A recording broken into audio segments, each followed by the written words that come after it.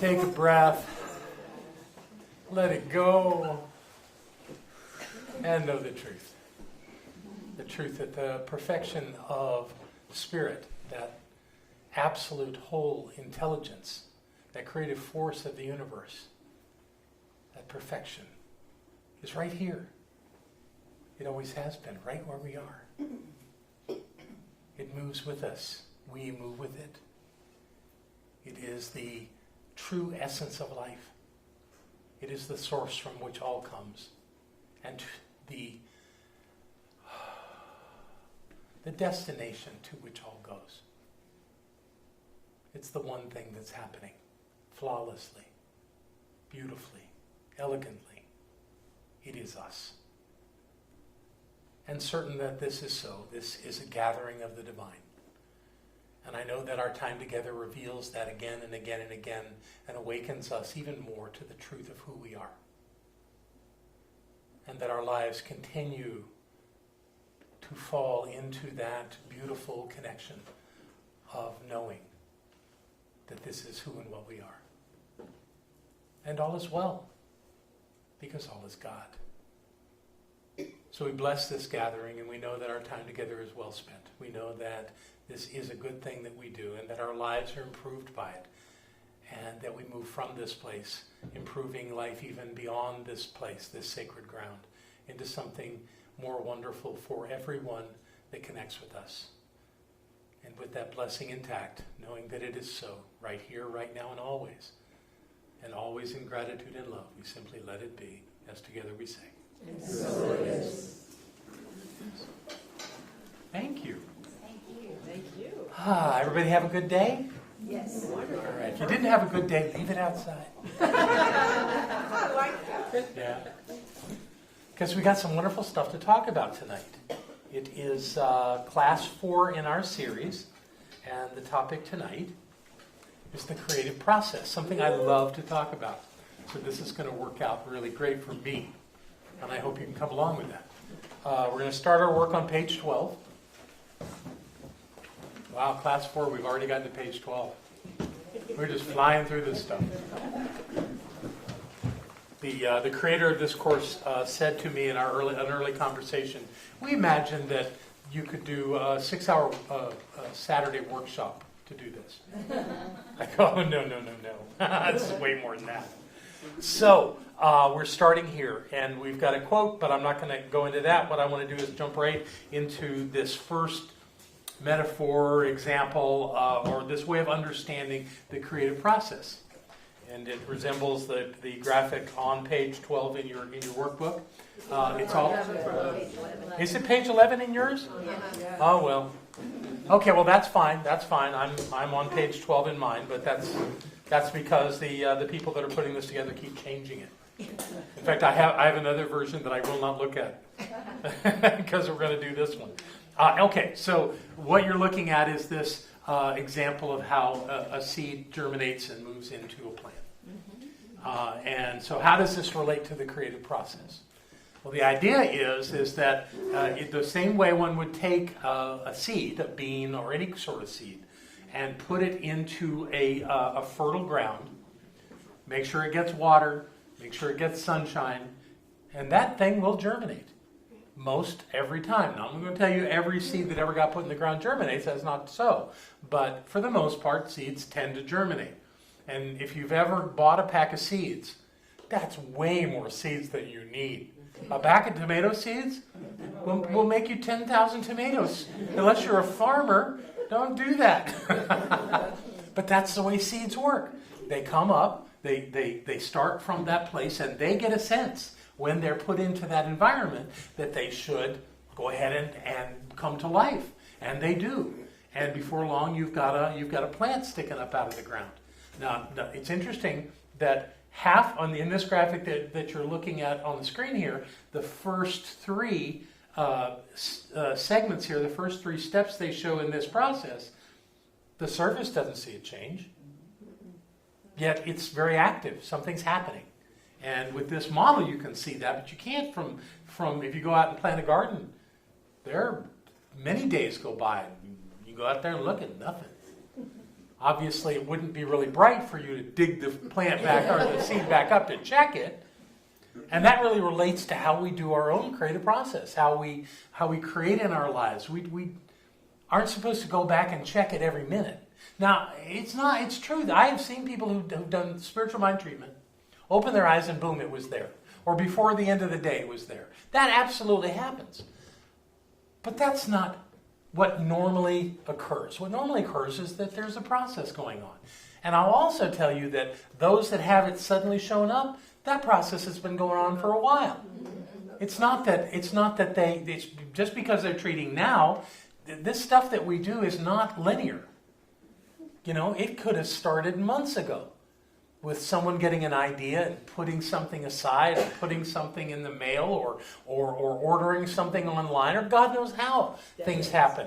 But it all happens, and it's not ours to figure that out. It's not ours to know what that seed is doing underground when it's been planted. It's just ours to have a clear expectation that it's germinating and that it's growing and that it's going to break the ground. In fact, that's one of Barbara's great statements about the creative process, is that when you have an idea, a seed, and you plant it, the first thing that comes up is a little dirt.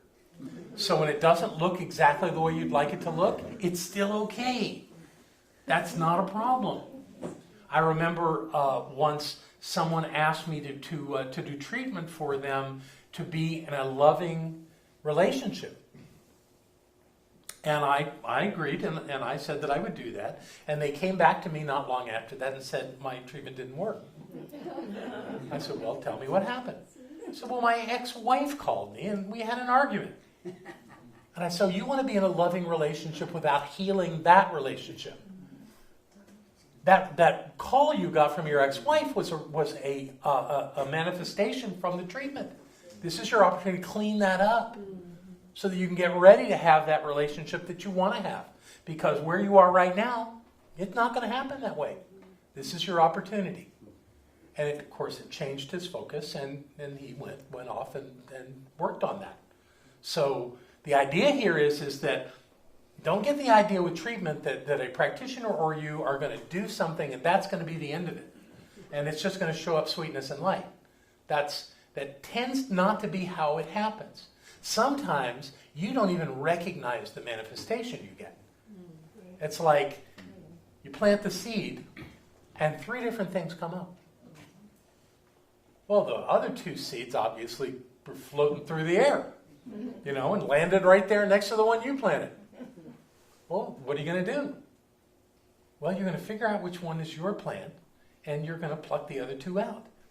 Example, take that into the treatment work or into the consciousness work that you're doing. You're going to have things show up that come from the other thoughts that you have.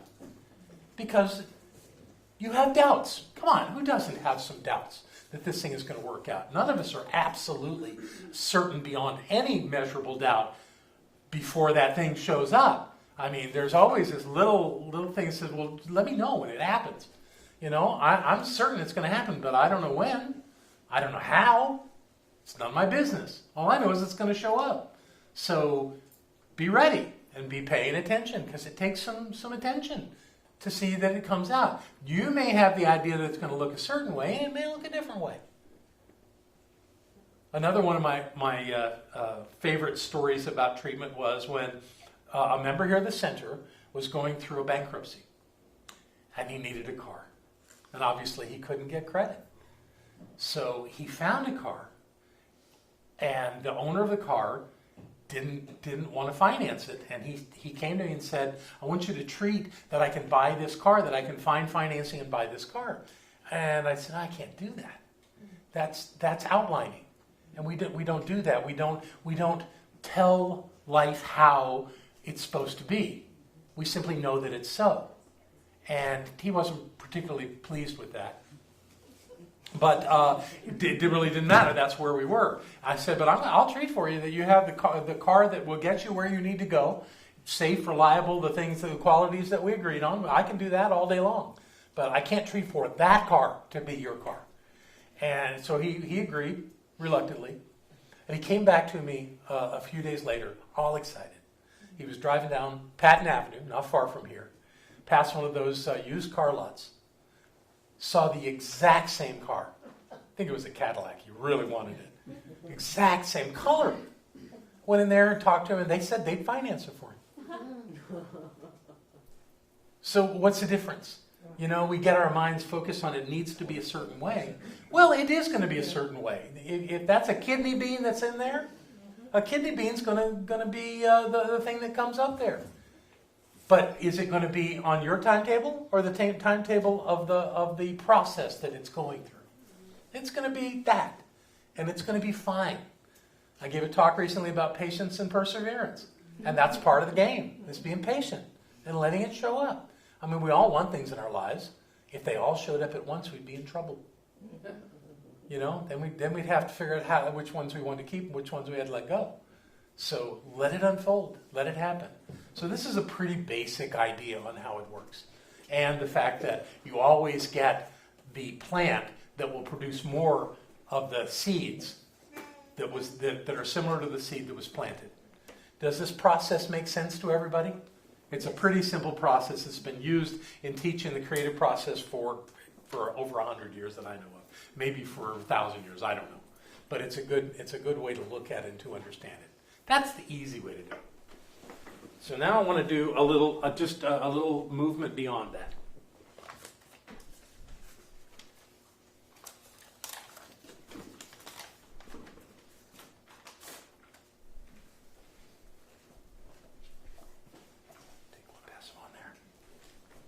Of course, I'm not counting, so I don't know that I'm getting these right. You guys at the end of the table or in the back, come up here and get one. There you go. And if there's not enough, I'll pass you out a few more. And if there are extras, I'll take them back.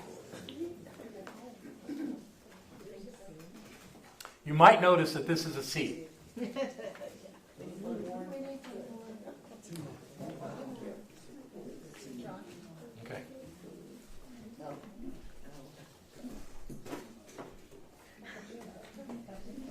Perfect. Everybody over here get one? I have one. You have? Would you pass it this way, Elizabeth?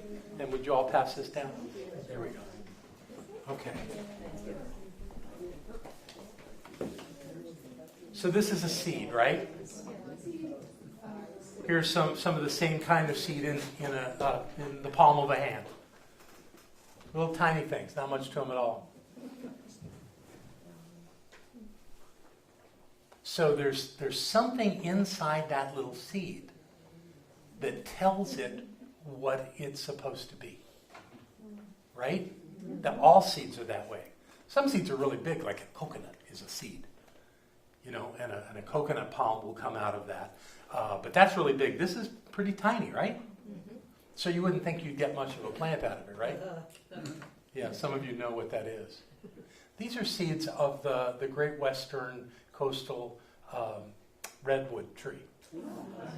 The largest living plants on the planet. The tallest, I should say, not the largest, the tallest. That's a redwood seed. Yeah. Little tiny nothing, right? Let me tell you about the tallest trees in the world. They grow to about 380 feet high. That's higher than the Washington Monument. Their branches begin at about 100 feet. The average redwood holds 34,000 pounds of water. 34,000 pounds of water. And 30% of its water comes from fog. It absorbs it from the fog in the air, the moisture in the air. The average age of a redwood can be anywhere from 700 to 3,000 years old. These trees hug one another's roots so that they can stand as tall as they do. So they connect with one another to be able to do what they do. They're rich in polyphenols, which makes them resistant to rot and insect attacks. Apparently that's why they can live so long. And a redwood tree can weigh up to 2.7 million pounds. Wow. Isn't that amazing? 2.7 million pounds.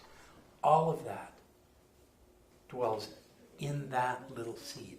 All that information to build that kind of a structure, that kind of an organism, lives in that tiny little seed. So it's not like you need to have a really big idea to create a big outcome. So keep this little seed. Put it somewhere to remind you how valuable this is. To have an idea, to have a thought, to have a vision, to have a plan. Doesn't have to be big to have a big impact on the world. Thank you. You're welcome. Enjoy that.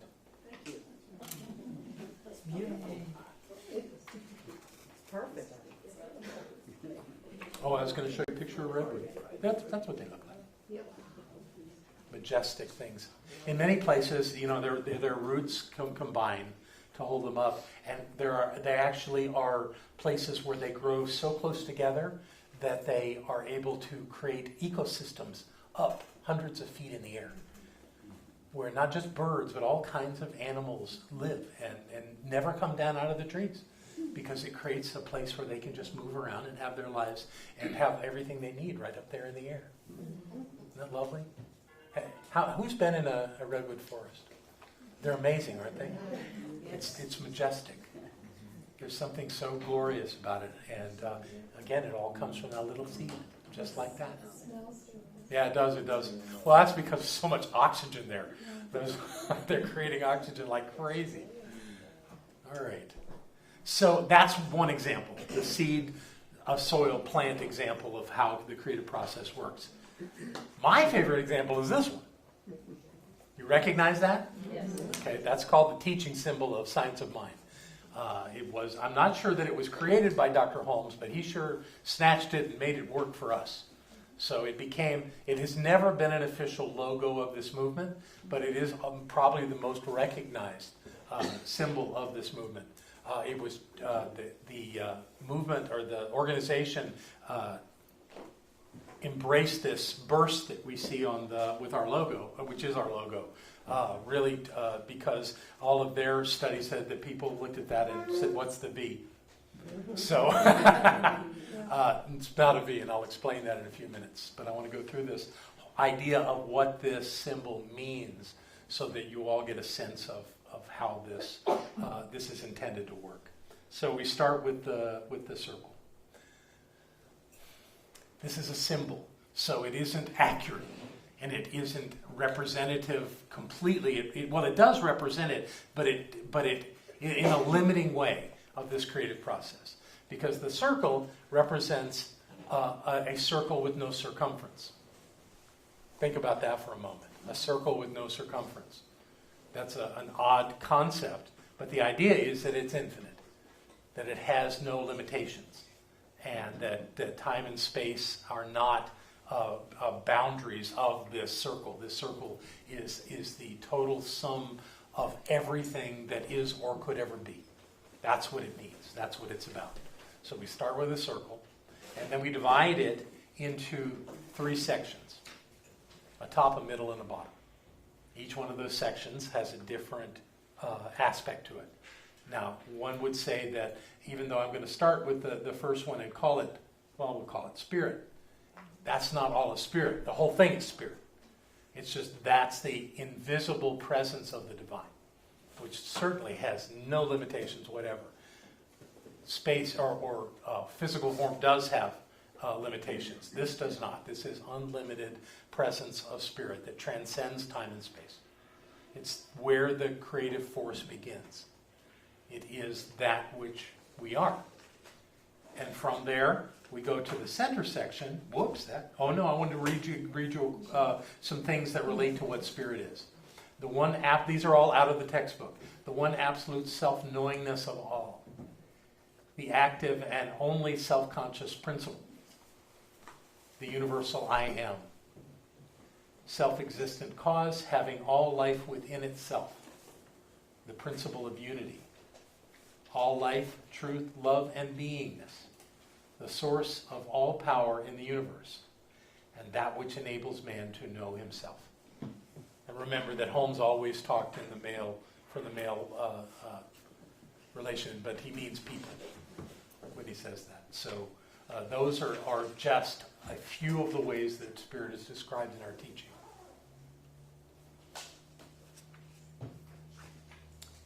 word principle shows up there a couple of times. Cause shows up. The second to last one, the source of all power in the universe. It's not limited to the universe, but that's where we relate to it, is within this physical universe. But it's not saying that spirit is the universe. It's saying it's the source of all power in the universe. These all make sense? Anybody question any of them?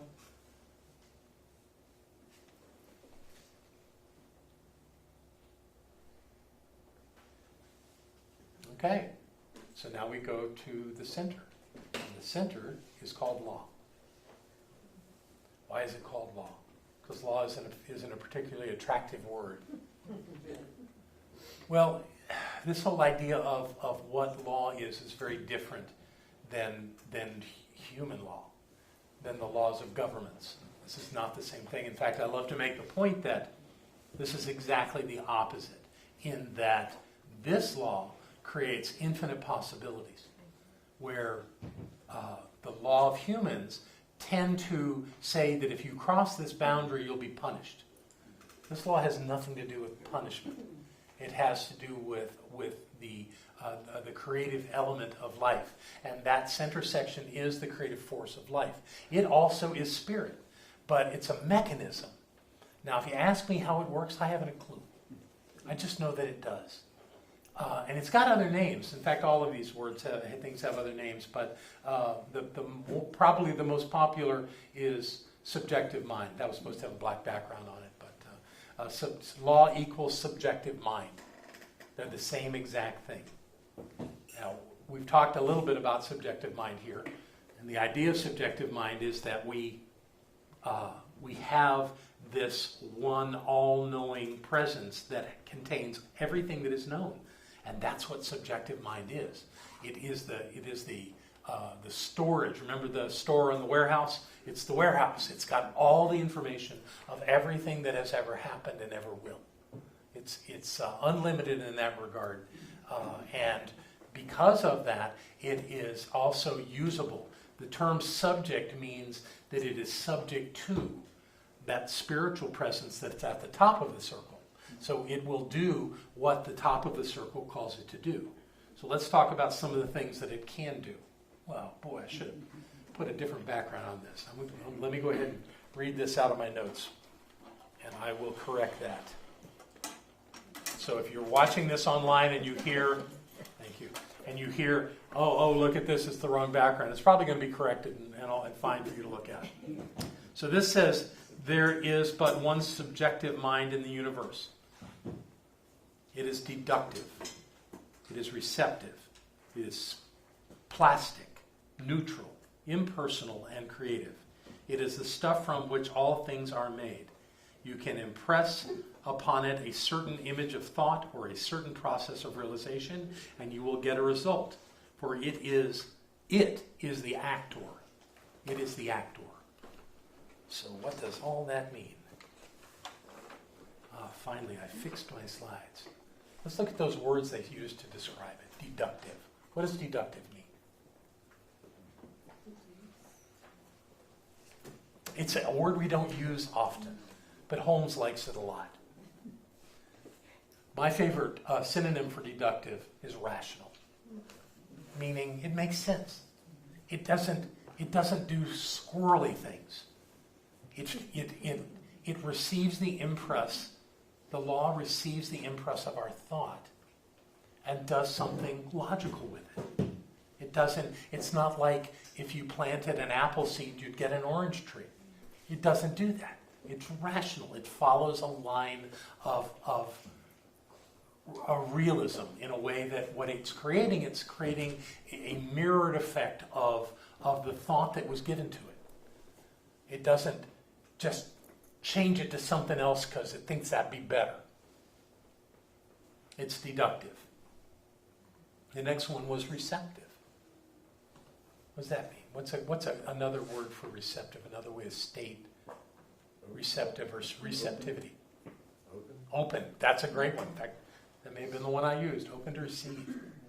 And it is. It's receptive. It's open to receive whatever it gets. It's not picky. It doesn't really care. It's going to take whatever you give it and manifest it. That's what it's going to do. That's why we have to be careful at the point of our thoughts. Because if we move off into thinking that's not what's coming, we're going to be disappointed at best. So it is receptive. It is open to receive whatever thought you want to give it. It doesn't care. Plastic, that's a good one. Who's got another word for plastic? Malleable. Malleable, that's a good one. Very pliable. Pliable. Moldable. Moldable would be another way to say it, absolutely. So, those are the words I liked.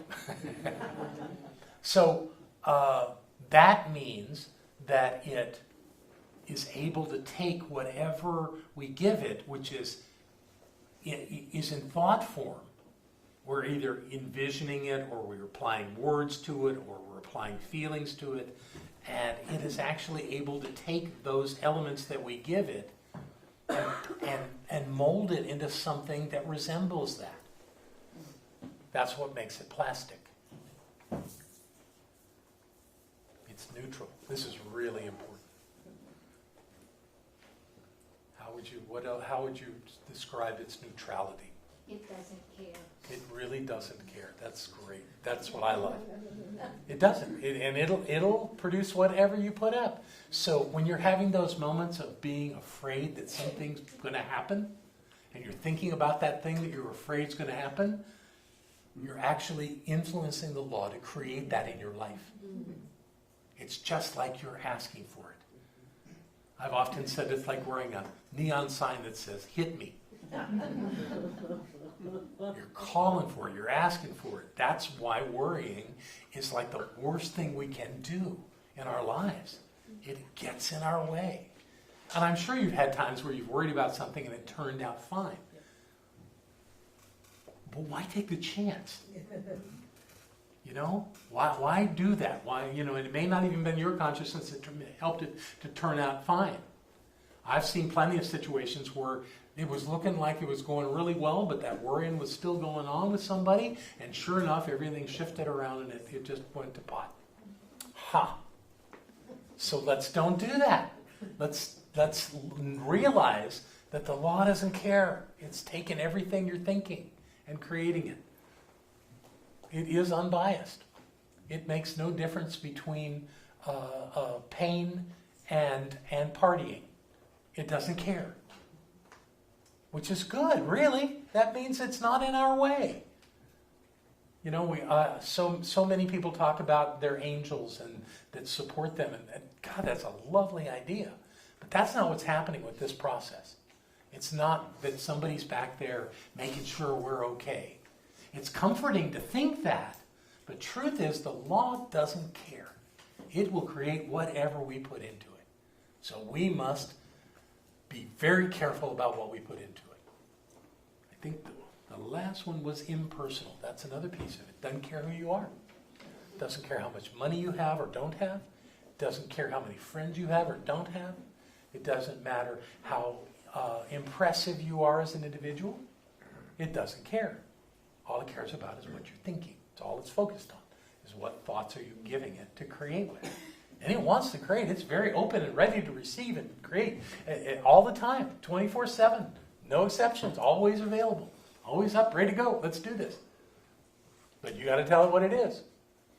And it is not based on anything else. Your reputation, your intentions are your thoughts, so that is part of it, but it's not invested in you at all. It doesn't care. And then the last one on his list was creative, and I'm not even going to try to compare anything to creative. That's the word. It is creative. In fact, Holmes says over and over in his writings that we don't create. The law creates. We don't create anything. And that's, my ego gets bruised when I hear that. But it is technically true. However, the law cannot create without us. Somebody has to have a thought. Somebody has to bring something, initiate something. Holmes calls it impressing upon the law. And that impression is not personal. It is impersonal. If you impress the law with a thought, it will reflect that back to your life. Now, there's another element to this that I think is fascinating, that really works for me. And that's that creation is ongoing. I think I talked about this one night. It doesn't stop. We don't stop creating in our lives. Most of what happens in a single day is much like what happened the day before. The same kind of events happened. We ate, we got dressed. Many of the things we do repetitively almost every day. So we're in a creative flow that's repetitive. So we keep creating the same kind of days over and over. And that's okay, that's fine, that's the way life works. It's not intended that every day should be this new grand adventure where things are going to be entirely different. In fact, there's one area of study that talks about the need for us to have some reliability in our lives, that things are going to be the way that they were the day before to a great degree. And then there's that other part where we're looking for some adventure. We want that a little bit of excitement in our lives, a little difference in our lives. But if we had it all different, we'd be a mess. Then we couldn't count on anything. Things would not come together well at all. What do you want to say, Karen? As long as we create good things every day, we're good. Right. But good. What does good mean? That's a subjective concept. Whatever's good for us. Well, but it's still subjective. Okay? So there you go. That's a good look at what the law is about and how it works. So don't try to make buds with it. Yes? So what about when grace intervenes? Where does that fit into this? I think grace is a state of consciousness. So it's playing with the law as well. I don't think grace is something that we are bestowed with. I think I really don't think so. I think we are in the driver's seat of our entire lives. If there's somebody else or something else that's running things in my life, then this whole thing doesn't hold together. Again, a beautiful thought. It's like angels. Lovely thoughts. Comforting. Feels good. I know a lot of people want to have a relationship with God. But to have a relationship with God, you've got to be separate from God. And you're not. But isn't there a paradox aren't there paradoxes all over the place here? Not in this model. This model is very clean that way. Now, that doesn't mean that wonderful things don't happen unexpectedly. They do. But that's all driven by consciousness too. We have to be open and receptive to that. I know people that have things happen in their lives and they don't even notice because their consciousness won't allow that. Because they're driven by something else and then something lovely happens and they can't see it. But truly, that lovely thing that happened comes out of their consciousness as well. In my thoughts, that's internal stuff of something trying to break through. But the good stuff that happens in my life is initiated by me. This law is completely usable, but it's not on our side. It's not against us. It's just, it's taking what's in our consciousness and creating our experiences. We as spiritual beings can only do the two things that spirit can do, and that's express and experience. Express and experience. That's all we can do. So when we do that, whatever's coming at us came out of us.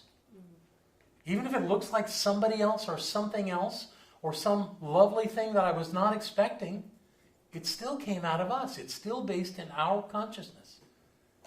This whole teaching is based on that.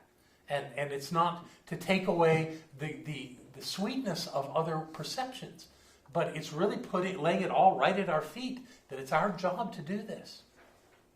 So are you saying that... I'll be right with you. Are you saying that, just to break it down in some sort of way, that we're our false self and our higher self kind of thing, or we're, that type talk, whatever you want to call that from this perspective, different... I like the idea of a higher self, but it's still myself. Well, I know. So it's all ourselves. So then you've got the higher self thing going, and then you've got, that's really God, and that's really spirit, and that's really me. So And that's really you, yes. Is that really what this is, what you're talking about? Yes, I think so. Now, when we get into conversations about higher self, as long as you don't make that something separate from you, Well, no, I'm completely aboard with that. And here's a story that my first teacher laid out for me, a way of seeing the world, is that we come into life, we take charge of a body, brand new body, just born or just conceived, I don't know which. But at some point, we align with the body, and we forget who we are. And he called it a not know. He said we set down all of that we know about ourselves, which would be the higher self that knows that. And we go through this process of learning how to be human again. Or maybe for the first time if we were off doing something else before. I don't know. It's a big universe. But we go through that process with a life. And there's something behind all that knows exactly what's going on. And is perfectly fine with it. And it's us. We just have set that down so that we can do this human experience. And it's okay. And isn't it lovely that we pick up all these habits and beliefs and understandings of how the world works, and then we become adults and we come to a place like this and suddenly we realize that about half of them don't work.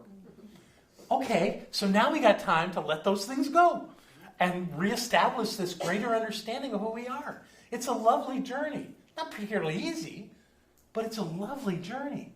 How could it be bad? I mean, sure, there's heartache in it, but there's some wonderful things going on around that. One example is, I know of people who have lost a partner, someone they loved dearly, and they were just in such grief and such loss for that.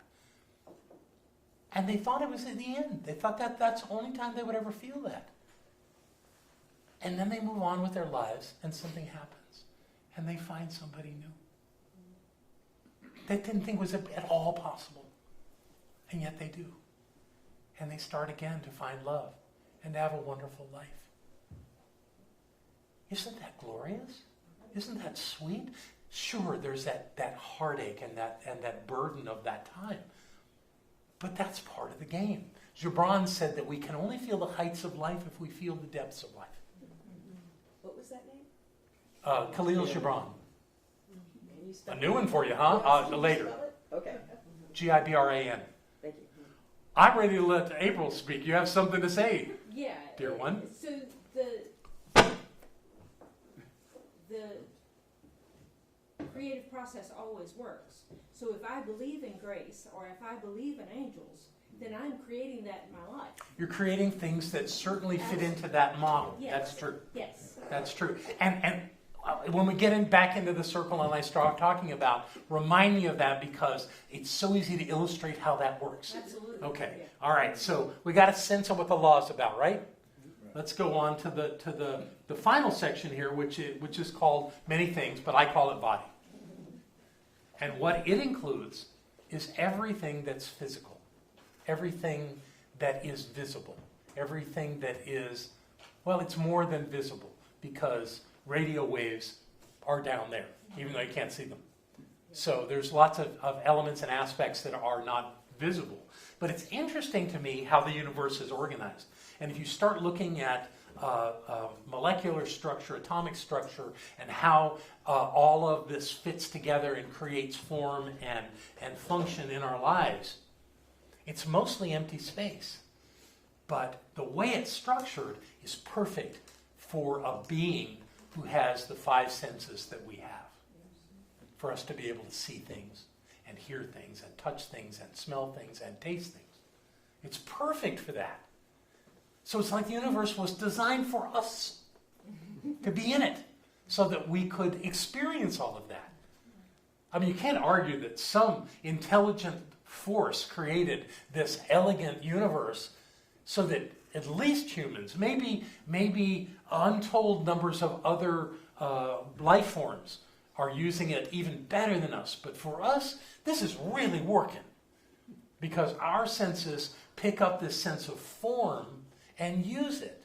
And in the creative process, where we as spirit have thought, and it moves into the law, impresses the law, and suddenly mirrors back to us as something, in that element, in that level of awareness where we can see, touch, taste, feel, and smell it. That's what a system. What a brilliant system. So what is this body thing? Body is the manifest universe. Body is everything that has form. Body is all facts. You may remember back in the list of things we had for spirit that truth was mentioned.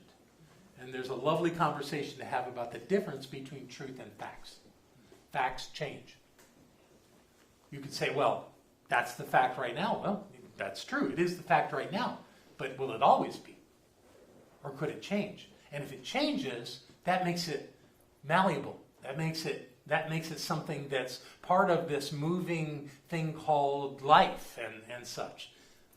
Truth doesn't change. Truth is absolute. So that's the distinction between all facts and truth. It's all effect. So that means that spirit is cause. And the word cause was in that list that I gave you for that. But body, things that are in physical form, are in effect completely. There's nothing going on in physical form that is greater than we are. Now, one could argue that there are things going on in physical form that are greater and more powerful than our bodies. I will not argue that. That's true. There are hurricanes, earthquakes, cars screaming down the street that we're standing in the middle of. All of that are forces of the physical universe that could impact our bodies. That's true. But we are completely and always engaged in that process. We are the creators of our universe. Well, how could that be when a plane crashes? Did everybody want to die? No. This isn't about desire. It's about consciousness. And there's an entry point and an exit point for every life. Some seem unexpected, but at a pure spirit level, it's all perfect in its unfolding. Even though we don't want that, we don't want to see that, we don't want to lose people we love, we don't want to hear of things being devastated and people being, a volcano taking out an entire town or village. None of us want that. But we're all engaged in that. Even in the matter, let's take that, I just made that up, the idea of a volcano, and there's a town nearby, and the volcano erupts and everybody in the town dies from the lava flow or whatever, the ash or whatever causes it, fires, whatever it is. Those people made a conscious or possibly unconscious choice to live there. Maybe half of them or more would say, well, I had no choice. That's where my family grew up. I had to live there. Well, that's not true. We have feet, we can move to different places. We all choose to be where we are. And that's part of the unfoldment of life. So there's no blaming to go on. It's just that we're all engaged in this creative process. And sometimes the creative process includes what looks like the destruction of things. But what everything is a continuous creative process. Things are constantly being created. If you have a stick-built building, and it burns to the ground, you could say, well, the house was destroyed. But you could also say that quite a bit of gases and ash were created. And they were. So there's always a creative element to what's going on. Regardless of what you might, in your subjective thinking, want to define what has happened as. Because we all have things in our lives where we would say, this was terrible. This really hurt. I would never have wanted this to happen in my life. Yet, that's all part of the unfolding elements of our lives. And at some point, we are fully engaged in the creation of that. If I didn't believe that, then I'd have to run away from life. It would be too dangerous to be here. And frankly, it's not dangerous to be here. And already in my life, I'm anticipating some of the talks that Barbara will give when she's ready to talk about this journey she's gone through. I see that. I see it in her. I see her thinking it through about what about all of this has value for her. And she's using these principles perfectly. And she's taking total responsibility for her life in a way that I have not seen many people do. And it's extraordinary. And it's going to help some people turn their lives around someday. Yeah. I'm certain of that. Manifest universe, all form, all forks, facts, all effect, all conditions, all experiences. The time-space continuum is in the body section of the model.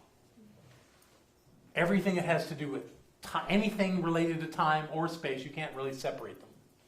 But anything that has to do with that is in the bottom of the model.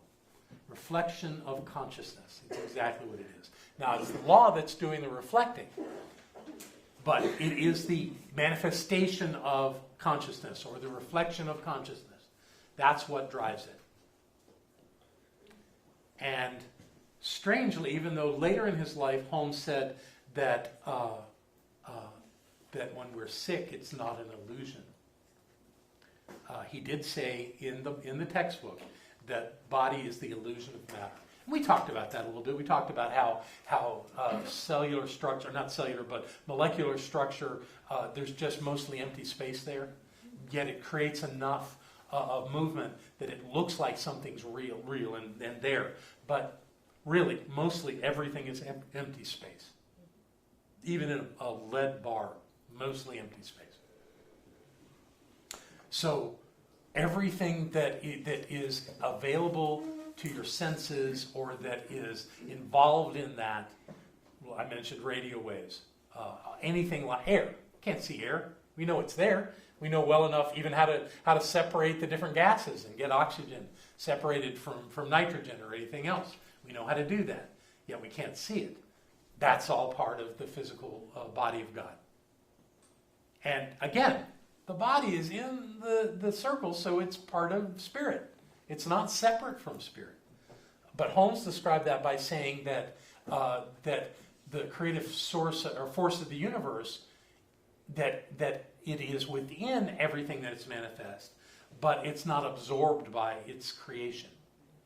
Meaning that God is greater than the thing that's created, even though God is in the creation. What was it that, are any of you Greg Braden freaks? So some of you have heard that thing about the DNA and how at the end of every strand of DNA there is encoded a thing that it can be interpreted clearly as God is all. It's at the end of every spiral of DNA, no matter what it is. That's the last little tiny segment in that spiral. And if that's true, then that's code to say that it's all God. Yeah. What do you want to say? I have two questions. Did you say that Ernest Holmes said that disease is illusion? No, yeah, well, what he said later was that he didn't want to deny that illness was real. Okay.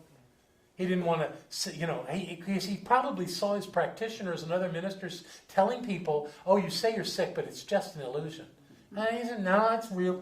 It's, you're really sick. But, you start playing with that and saying your body's sick, you're not. You can make that separation from it so that it stays in the bottom part of it, because that's really important. So. Oh, wait, I have one more question. Yes. What about the election of certain presidents? Are we manifesting that? Collectively, we are, yes. Yeah. Are we doing it, or is it a divine appointment? No, I don't believe it. If it's a divine appointment, it's a divine appointment by the people, because they are the divine. And I just can't get freaked out about politics, even at the level of the presidency. I just can't get freaked out, because if you'll be objective about it and step away from it, you can see how the population of this country in the United States of America keeps swinging from one side to the other in every time there's a change in the office of the presidency. And we're finding our way. I mean, it seems that it's getting wider with each swing. Okay, so that's what we're learning, and that's what we're doing, and we're testing it out. And the other thing that I'm really clear about, if you study the American presidency, we've had some scoundrels in the White House. Yeah. And we're still here, so let's not give all our power away to that. In fact, I think if you dislike someone who is either in office or running for office, if you dislike them and push that, you're helping them because you're focused on them. And if you're focused on them, you're going to hear a lot more about them. You know? And you know how it happens when somebody loses an election? You tend not to hear much about them. You hear all about the one that won. So be conscious of where you put your attention before it happens. You know? That's, to me, the general point of this is we're creating out of where we focus our attention in our lives every single day. The law doesn't care whether it's something we want or something we detest. If we're repelled by it and we're just aghast that it could possibly exist, yet it is our focus, we are creating it into our lives. So, an important thing to understand. Yeah. So this is a look at body. So I'm gonna jump back up. I should. Yeah. Let's do this. Let's stay right here for a second. So this is generally the model. The model is that the circle encompasses everything possible, everything that that exists in form, and everything that allows that creative process to be. There it is, right there. But that's a static model right there. It's got a separation between the three. And the truth is there isn't a separation between them. They're all happening simultaneously in one another. They're not packed up on top of each other. I have one colleague that likes to turn it over on its side so the lines are this way. Still works. Doesn't matter. It's not a linear model. This is the divine matrix. This includes everything. And one thing that's going on here too is that spirit and the law are not impacted by the body. Except in one sense. I'll get to that in a few minutes. But what I'm saying is that there's nothing about time and space that allows that creative process to happen. It transcends time and space. And that's why, as we talked about a few minutes ago, the idea that someone can do a treatment or have an intention or say an affirmation, and within moments it's revealed to them. It's not relative to time and space. It could have been started much earlier. Or it might not start for a while. It really doesn't matter. It all fits into how it's supposed to happen. You know, and I don't know enough about how to do that. All I know is the more real I make it in my mind, in what I see and what I use my senses to reveal in my imagination, the better I do that, the clearer into form it comes. Sometimes fast, sometimes not, but it always comes based on my not only visualization of it, yet that's a big part, but also my affect that I add to it. I think we talked about feelings last week. And that's key to this as well. And feelings are embodied because they're things. Thoughts and emotions are things. Yet somehow in that process of thinking and feeling something, we generate this impression on the law. And when I've looked at this in past classes and things, something that has occurred to me is that yes, a thought is a thing. Therefore, the thought is in the bottom. But the creative process transcends thought. So as we create the thought, that may just be the first stage of the creative process to create the full manifestation of what that thought is about. So the first thing you do is you think it. I guarantee everything that's ever been created. And you can think about big things. The Hoover Dam, the Golden Gate Bridge, the Eiffel Tower, anything you want to think like that. It was a thought first. It had to be thought first. Everything is a thought first. In fact, the creative process from the Big Bang comes with the idea that there was a thought.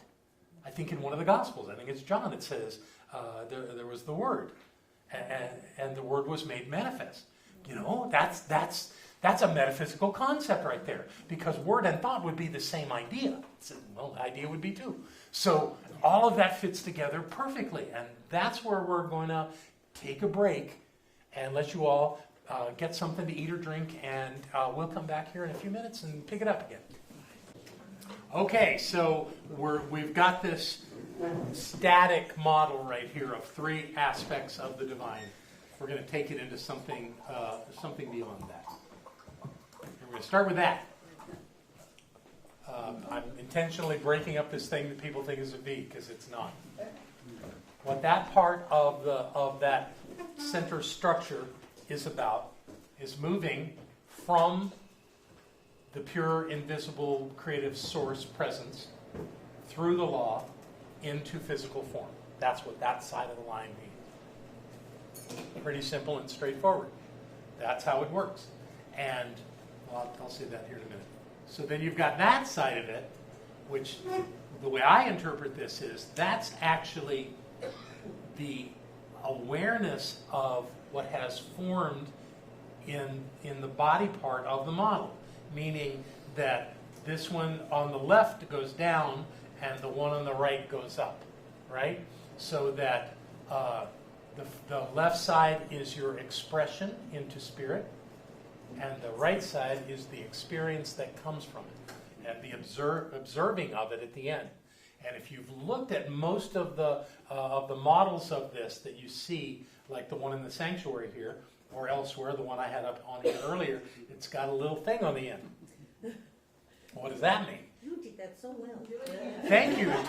It took some graphic work to make that happen. And what that means that this is a continuing process. The creative process never ends. So what you've got is a beginning point. And sometimes we begin the process because we're born into bodies and we're on planet Earth and we're developing our understandings of living as human beings on planet Earth, and we observe something, usually from our parents. They do something that we observe, and we observe it and take it in and go, that's how it's done. That's how a marriage is. That's how people communicate. That's the way things happen. So even though it didn't start at the bottom, it really started by observing it and getting that idea of how life is. And that's at the top of the circle here. That's in the top section. And that's impressed on the law, and then it manifests into our lives. How? Through our relationships. That's why people say they married their parent of the opposite gender, is how the line goes. You know, you marry your mother. That's because we believe that's how a marriage works. And we take that understanding in and we create that. Not consciously, we create it subconsciously. We like this person, we think they're great. And then we're with them for a while, we're in a committed relationship, maybe we actually get married. And then they start really looking like our parent. Well, that was there all the time. We just couldn't see it. We chose not to see it. Is probably a more correct way to say it. And now we're in this dilemma, but we're not surprised by it. We're not happy about it, but we're not surprised by it because that's the way our parents were. So we have to come to a place of changing this because that'll happen over and over and over and over again. Even in multiple relationships. It doesn't even have to be the same person. We'll create it again and again because that's our model. That's our understanding of how it works. And our understanding is impressed upon the law and shows up in our relationship. Even though we were sure they were nothing like them when we started off. They end up being just like them. At least in our perception. Now somebody else maybe is in relationship with that person 10 years later, and if you had a conversation with them, they go, they're not like that at all. That's because their consciousness is different. They're having a different experience. They're not having your experience. They're having their experience. That's how it works. And it happens over and over and over and over and over again because we don't create one time and that's the way it is. Constant creation. Creation is happening all the time. All the time, all the time. That's why I believe the universe was not created by God. It is created right now by God. It is being created by the divine source of all right now. It's continuously being created. Nothing about the universe is static. I did a calculation once with the help of other researchers. I found an idea. Do you know that your body right now is moving at over 1 million miles a second? Hold on. You're flying through space. These celestial bodies are whizzing through space. and they're using gravitational forces with one another to make things happen, and we're sitting here like we're still. You ever done that in like a meditation? Be still. Your body cannot be still. I was at a dinner party once. There was a physicist there, someone from the University of Houston, and I just popped out with a question. I said, if something was actually completely still, would it exist? He said, no. So nothing in the physical universe can be still. Now, can your mind be still? Well, your mind is really your spiritual nature. So can it be still? I suppose it could. But your body cannot. And nothing else in physical form can be still. That's not possible. I mean, we can have the illusion of stillness. We can control our breath and close our eyes and sit in the lotus position and call that stillness, but it's only stillness in one perspective. But in the reality of all, you're whizzing through space. Hang on. So that's what that little thing, divot at the end there is to say that this is an ongoing process, always. So that was going to be my break time, and now we're gonna do our exercise. But before we can do our exercise, I'm going to ask someone. David, Mark, would you be willing to pass these sheets out to everyone? Sure. Thank you. That little stack right there. So on page, well, our pages are different, so perhaps I won't be correct, but it's my page 13. It says at the top, the creative process in real life situations. That's your page 12, okay. I have redone that page. And we're going to use this page tonight. There are six things to do here. All of them, except the first one, are questions. And we're going to do this individually, one at a time, or each individual by themselves is going to do this process. And before you do it, because people who are watching this online, the many people that are with us online, don't have a piece of paper in front of them. So we're going to go through these 6 points so that we're absolutely clear about what I'm asking, okay? So it says at the top of this page, it says identifying an aspect of your life where you are already using the creative process. Everybody's got one of these. Nobody is exempt from this. Everybody's got it. So that's what we're going to be looking for, is what is that aspect of your life? Number 1 says describe a vision, intention, or desire that you've acted upon in your life. And it's important that it not just be a vision, an intention, or a desire that you have that you've done nothing with. It's something you've been working on, something you've been around for a while. Maybe, it doesn't matter whether you're frustrated with it or you feel like you're on course and it's really working. Either way works. Doesn't matter which way you do it. But pick something that's kind of ongoing in your life that you still have an intention about that hasn't completely manifest, so that this isn't about having the process completed. I want something that you're still active in as best you can do that, okay? Does that work for everybody? Okay, the second one is, what actions have you taken to bring this vision, intention, or desire into reality? And I'll fix that. This is why I want it to be active. I want something that's going on in your life that you can speak to there, that you've done something about. Even if it's just treatment work, that's enough. But whatever it is, write down what you've done, what actions you've taken. Number 3, how does this vision, intention, or desire fit into the life you've created so far? How's it working? Is it still relevant? Has it changed during the time that you've been working on it? So look at something like that with number 3. Number 4, what can you do to further nourish or fertilize or nurture your vision, intention, or desire? It's like, okay, we've talked about what you've done. What else could you do? Or what else are you intending to do? What else is there for you to do to move this thing along in your life? 5, how can you more fully describe your wholly formed vision, intention, or desire? So you did that in number 1. You described it. But now that you've looked at the things you've done and the things you're going to do, describe it again. What else is there to say about it when you get down to number 5? And then we end this exercise with, how will your life be different when your vision, intention, or desire is complete? So that's not the desire, vision, or intention itself. What else is impacted in your life that makes this worth doing?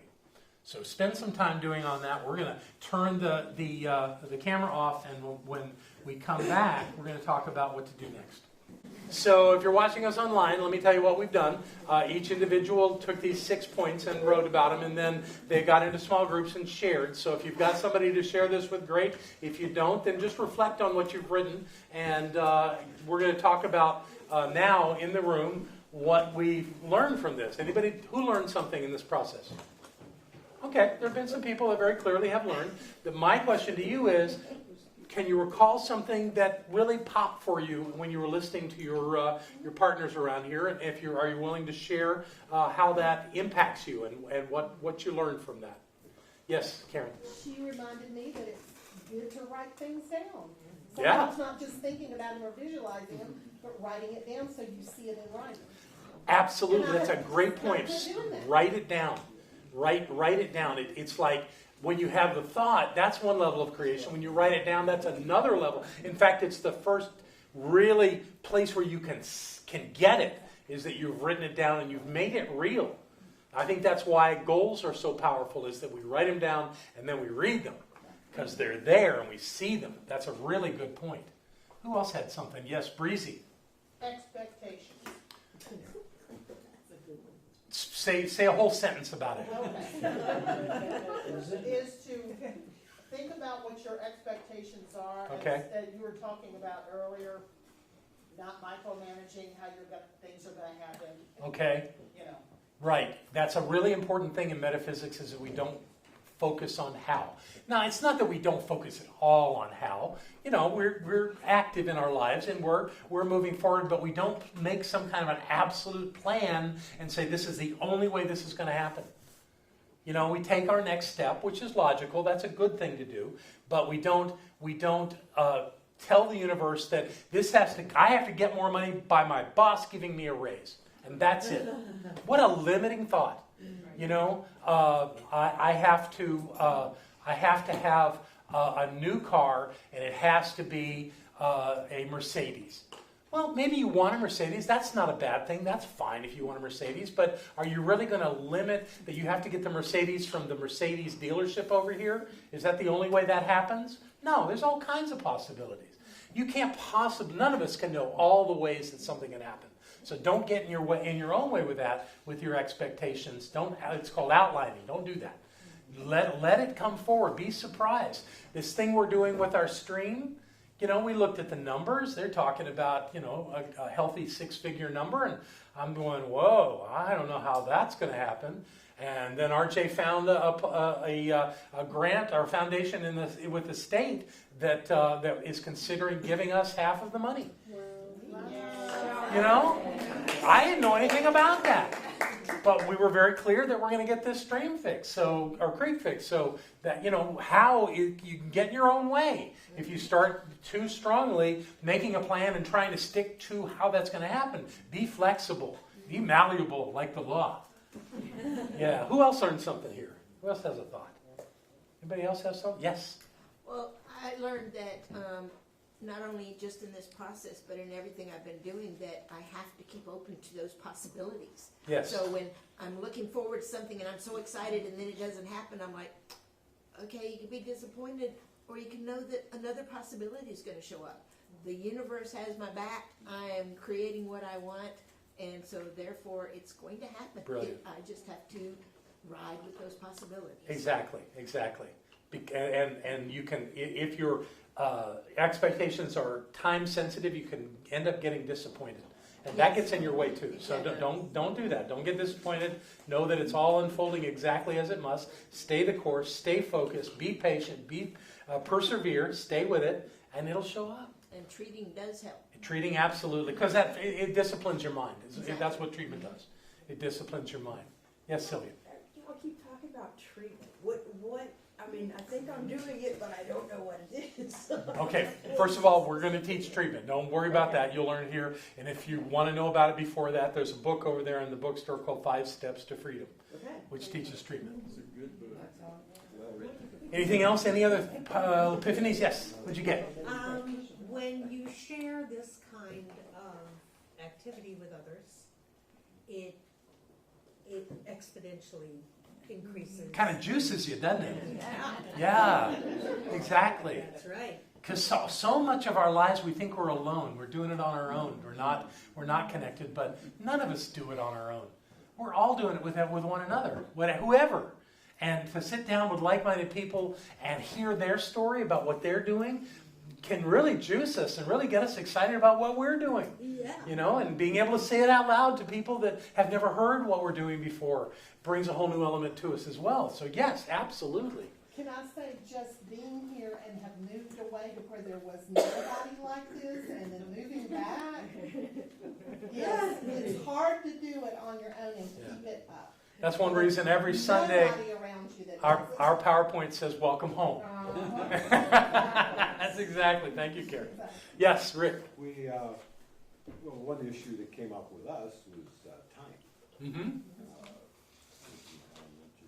Finding the time or taking the time when there's other things that. Oh, yeah. Yeah. Yeah, that's the urgent, important thing. Whatever you wrote down on that paper, my guess is that's important to you.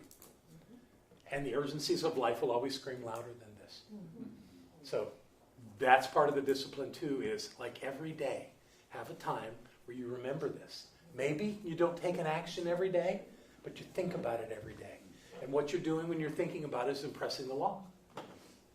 And that's helping. Now, you can't just think about it. You've got to do some kind of activity too. But oftentimes, I think I told you the story about rocking bear in the stove. The activity you're doing may have nothing directly to do with the outcome that you're seeking, but it has everything to do with your consciousness and knowing that it's so, which is directly involved in you creating that into your life. So what I want you to leave here with tonight is that you're all doing important things in the world. Now, they may seem that they're only important to you, but I guarantee you they're important to other people as well. What you're doing is important. Trust yourself on that. And know the only thing that can really stop you is you.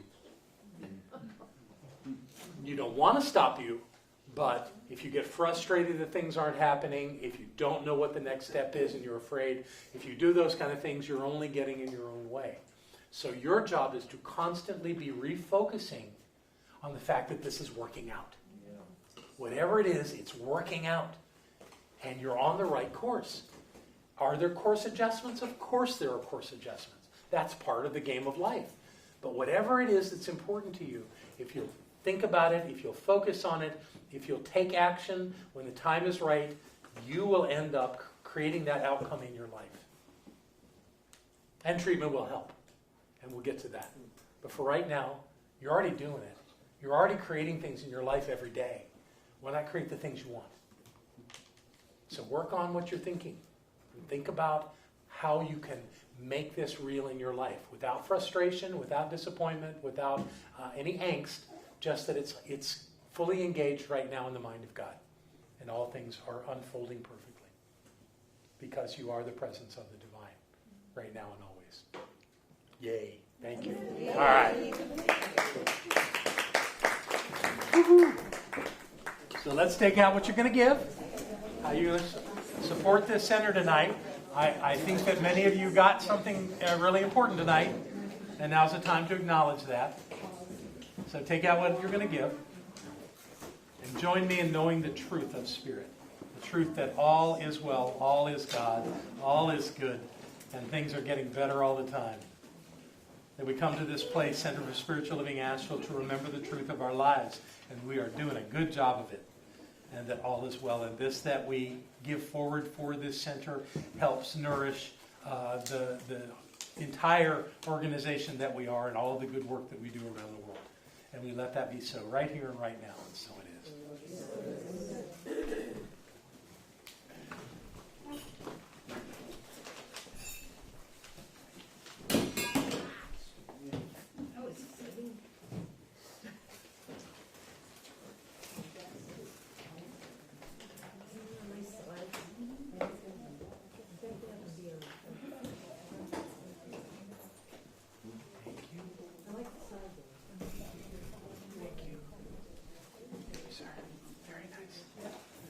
So let's bless this. From wherever it seems it came from God. And for wherever it seems it's going to God, because God is all there is. And the more we know that and see that in our lives, the more joyous things get. So I proclaim and decree right now that we are living in the light of Spirit, that we are knowing the truth, and that all is well in our world, because all is still God. That's the truth. We let it be. And so it is. Have a fantastic week. See you Sunday. Hi, I'm Barbara Waterhouse. And I'm John Waterhouse. Thank you for watching this message today. Through our website, cslasheville.org, we have over 1,000 messages, classes, and New Thought books, all to download at no charge to anyone. Producing this incredibly valuable collection of ideas is really making a difference in the world. It's changing lives everywhere. Please go to our website, cslasheville.org, and click the Donate button. You can support this life-changing ministry, and when you do, we'll send you a note of thanks and also put you on our daily prayers. By doing this, you're helping to raise the consciousness of people across the entire globe. We're changing lives together, those lives that are being more prosperous, more healthy, and more joyous. Thank you for being a part of this important work and supporting what we do here at CSL Asheville. Thank you.